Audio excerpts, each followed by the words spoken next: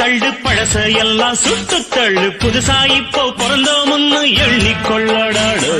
பயணம் எங்கே போனால் என்ன பாதை 100 ஆனால் என்ன தோட்டம் வச்சவன் தண்ணீர் விடுவான் சும்மா நில்லடா ஊத காத்து வீச உடம்புக்குள்ள கூச குப்பை கூளம் வத்த வச்சு காயலா தை போறக்கும் நாளை விடியும் நல்ல வேளை பொங்கப்பாலு வெள்ளம் போல பாயலாம்